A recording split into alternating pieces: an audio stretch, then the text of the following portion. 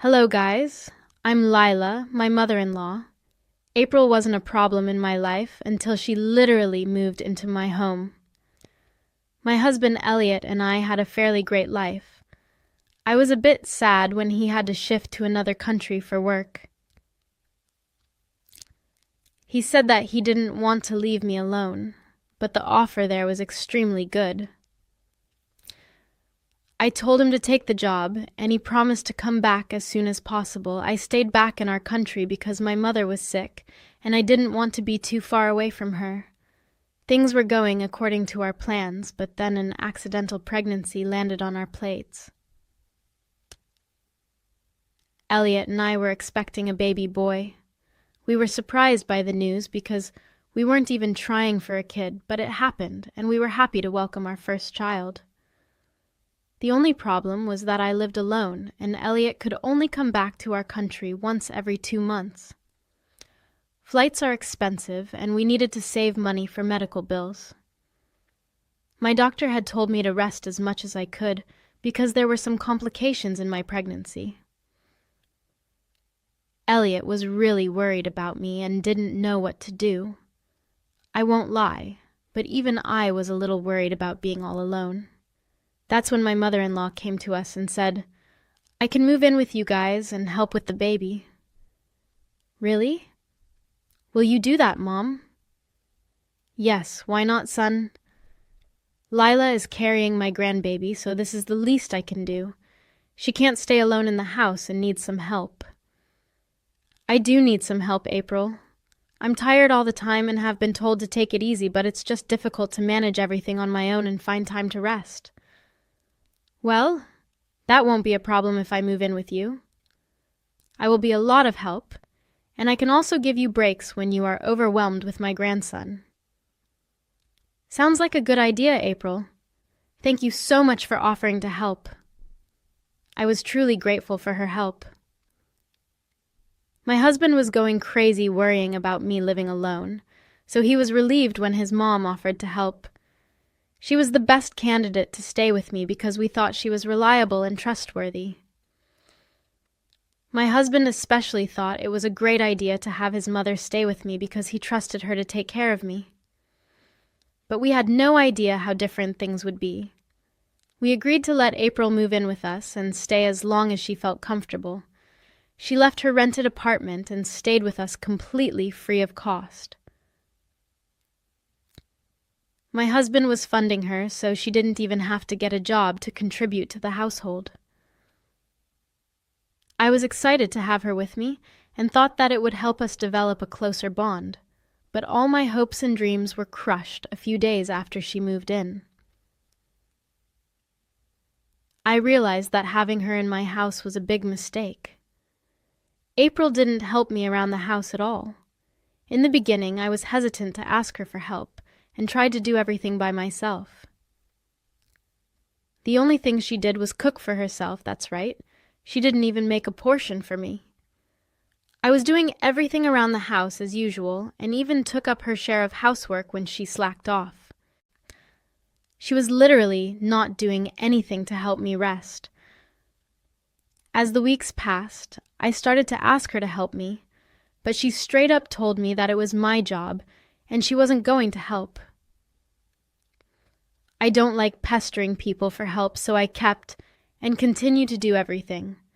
I also didn't tell my husband what was going on because I knew he would get worried. Whenever he was home, April would make a big show of doing chores, so Elliot thought that I was getting the help I needed. However, April wasn't helping me out at all. When he was gone, a mix of pregnancy complications and not getting enough rest led me to have premature labor. I was also bleeding profusely and was rushed to the hospital after a very difficult labor during which they thought I might die. I was able to have my son. Elliot missed his birth but was scheduled to fly in the next day after he made an emergency booking. The next morning I was trying to get some sleep when April noisily came into my room and woke me up. I was a little groggy, but didn't say anything because I had just woken up. April kept on about God knows what, and I ignored her to concentrate on getting my bearings back after being woken up so rudely. My head went clear when April said, "So when can you go home? Today? Are they preparing your discharge papers, or should I talk to them?" "I literally just gave birth. I can't go home right now." "What? You still have to stay here?" "But you have already spent a night here. Do you have to stay here today as well?" "Yes, April. I have to stay here today as well." "That is not going to work. You need to tell the doctor to let you go home today." Oh, I was super confused about what April was saying. She was telling me that I needed to go home that day and even insisted that I ask the doctor to make me leave early. I had literally given birth the previous day and almost died from childbirth, but April was hurrying me to go home instead of staying at the hospital and recovering from the birth. I said to her, "Why would I do that, April? I'm still pretty weak, and there is a big reason why the doctors are keeping me here." "Oh, please. Women give birth all the time. You aren't special. You don't have to stay here and have a mini vacation." "Does it look like I'm having fun here? I almost died, so no. Not every woman goes through what I did. I'm not going to jeopardize my health by going home early on your request." "But you can't be here for so many days, Lila." "Why the hell not, April? You have too much to do at home. Who will do all the work?" "What do you mean, April? You know that the house needs to be clean for the baby. I clearly remember seeing dirty dishes in the sink before we came here. There is so much work at home." I was trying very hard to process what my mother-in-law was saying. She wanted me back at the house because she had expected me to do the house chores. This woman hadn't even bothered to wash the dishes we left in the sink and expected me to do it. I was in utter disbelief and said, "I was on my deathbed just yesterday. Do you really expect me to go home and do the dishes?" "Yes, why not? Who's going to do the dishes? You don't have a maid or a housekeeper woman." "You are insane. I can't be doing anything and need complete bed rest for at least a month." "What? A month?" "You are seriously milking this, Lila. You don't need so much time to recover. You need to stop being such an attention-seeking woman. You were fine. Doing the dishes won't kill you." I was extremely irritated because April was being obnoxious and insensitive again. I was already pretty tired of dealing with her. She was being a big nuisance and wasn't of any help even before I gave birth. I was high on hormones, and my patience was running thin. I snapped at her and said, "Maybe it will kill me, April. I got into this situation in the first place because you refused to help me with any of my house chores. You could have easily cleaned up the house while I was here." "Why would I clean your house, Lila? It's your job, not mine. You moved in with me with the sole purpose of helping me out. Now you're saying that it's not your job?" "I never said I moved in to help you out. Why would I help you?" "You are a grown woman, and pregnancy isn't a reason to slack off on your duties. If that's what you thought, why did you move in with me?" "Oh, I just wanted to be around my grandbaby." "I'm actually here for him, not you. I have no problems taking care of him, but I won't be doing your work for you." "What's the point of moving in with me, then? You can just leave and go back to where you were." "Why would I do that? My grandson needs me, and eventually my son will need me too when he comes home. Who will take care of them when you are so hell-bent on being a lazy woman? If you have any shame, you will tell the doctor to discharge you early so that you can get back to work." I was pretty irritated by April's stupid demands. What she was asking of me was completely ridiculous. She had no regard for the fact that I could have died with the amount of blood I had lost. I could barely move even after one day, and she was still telling me that I needed to go home and start on house chores. I told her that I wouldn't be doing any of that, but April wouldn't let it go. April never stopped talking about me going home. She kept irritating me and escalating her behavior when she saw that I wasn't relenting. She was yelling at me and calling me all sorts of names like lazy, attention seeker, opportunistic, etc. I was also informed by my doctor that she had tried to talk to him and force him to sign discharge papers. My doctor and a few of the nurses let me know that I could easily kick my mother-in-law out if I wanted. I held strong because I knew that ultimately I had to deal with her after I went home. But I lost my patience when she said, "You are making a big mistake, Lila. Your house is a mess, and it is no place to keep a baby. In that case, you need to go back home and start working on it. You need to help out too if you plan to stay with us. You are being very rude and neglecting your duties, Lila. If you continue to do this, I might just have to teach you a lesson." "What is that supposed to mean, April?" "I don't know. Maybe CPS will make a surprise visit one day and see how filthy your house is. You know that they take these things seriously, right?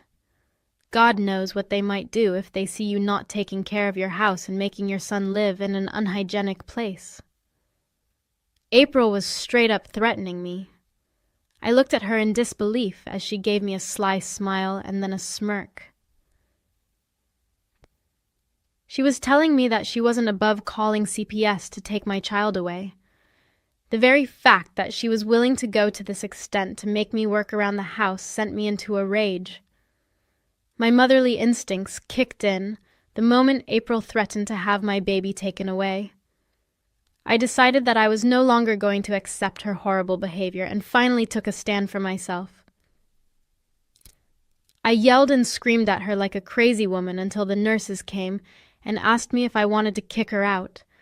I told them that yes, I didn't want April anywhere near me or my child anymore. April threw a major tantrum and hurled abuses at me when I asked her to leave. She was screaming at me, and instantly my blood pressure spiked.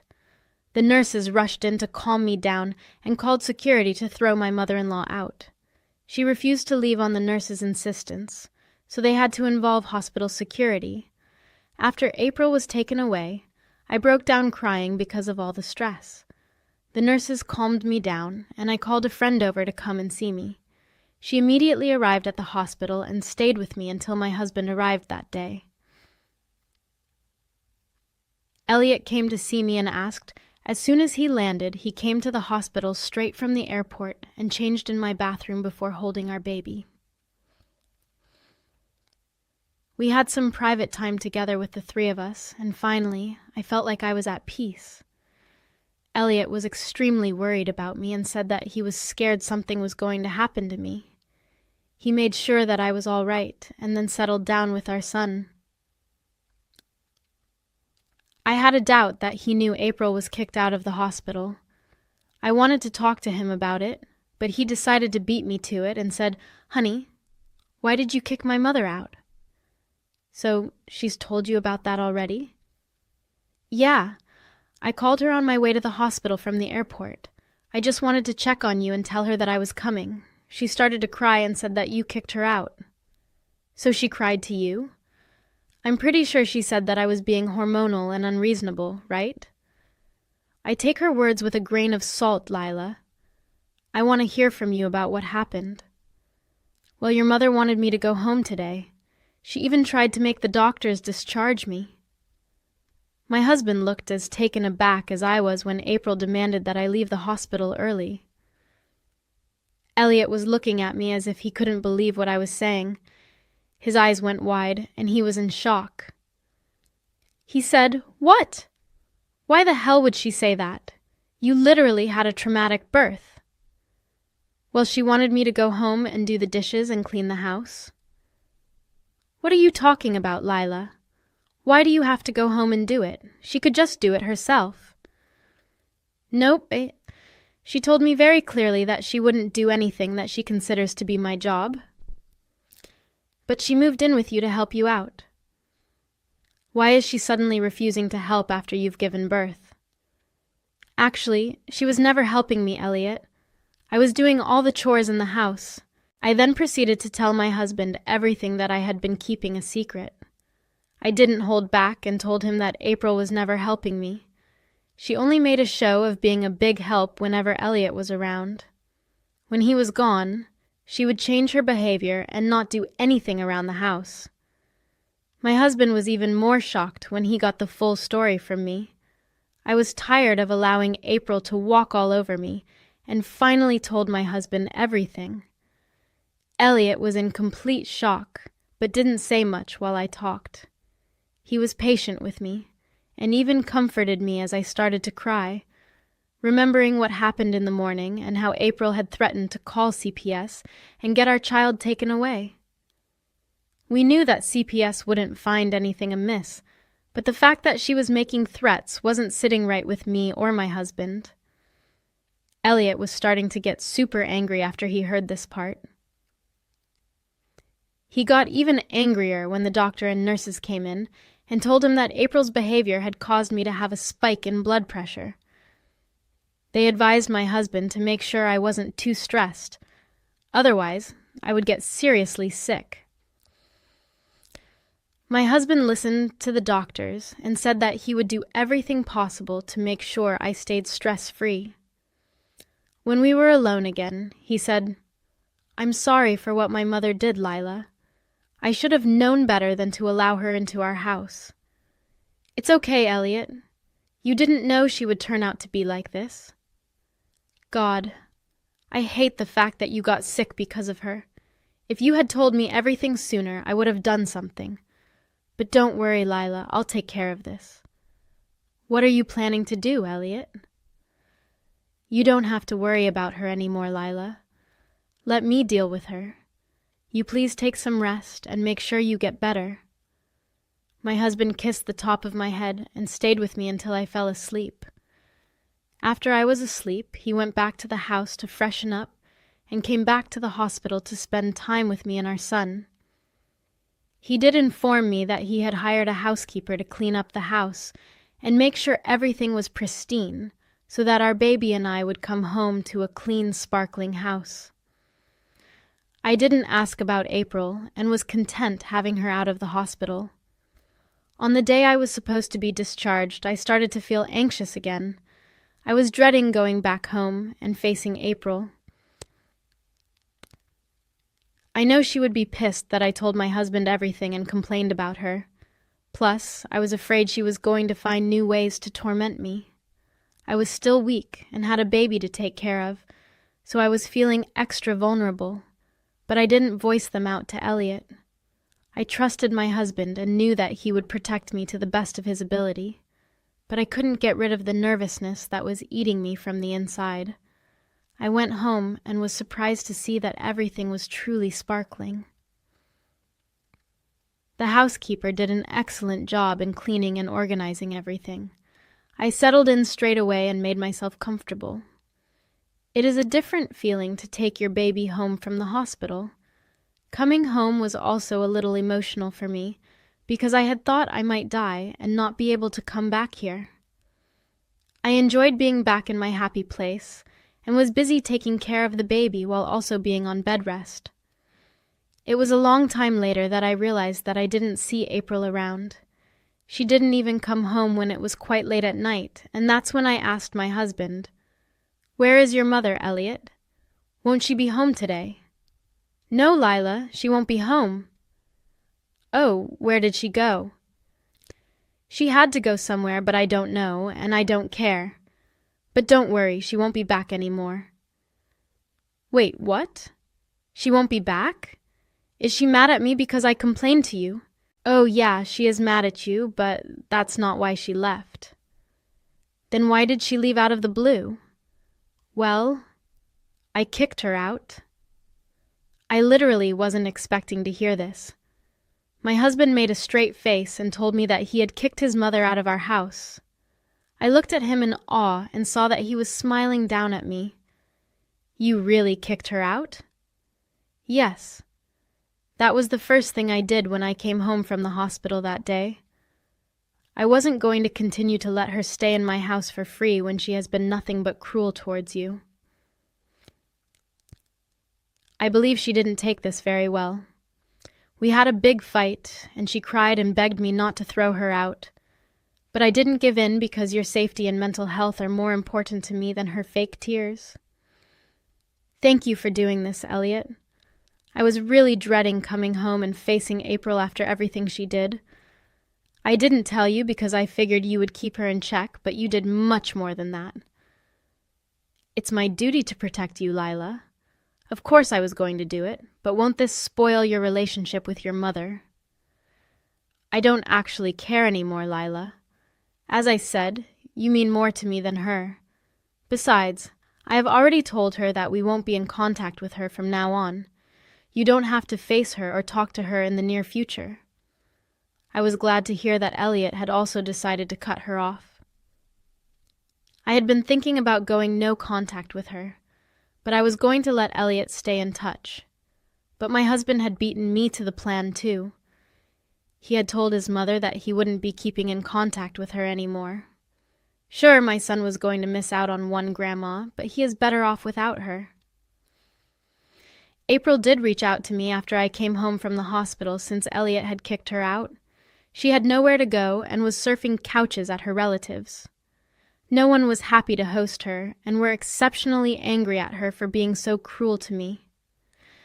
I am actually pretty well loved by almost all family members on Elliot's side, so when they found out about what April did, they were furious with her. But April was blaming me for ruining her relationship with her son, keeping her grandson away from her, getting her kicked out, and spoiling her reputation in her family.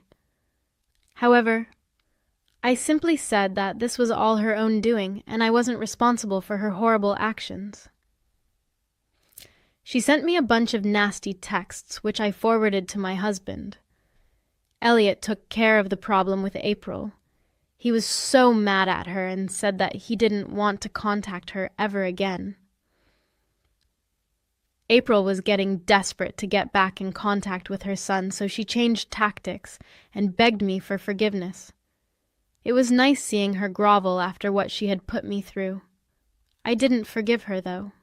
She kept texting, calling me, and I didn't even bother to send a reply or pick up the phone. Eventually, she stopped, and maybe started to harass Elliot again. My husband never let me deal with April's drama again, just like he had promised. He also got a transfer back to our country, and now we are living together like we did after we got married. Our baby is going to be a year old very soon. Time flies, and it was a magical experience watching my little one grow up right before my eyes. Sometimes I feel sad that I couldn't enjoy my pregnancy, but I am grateful for what I have right now, and I am happy that April is no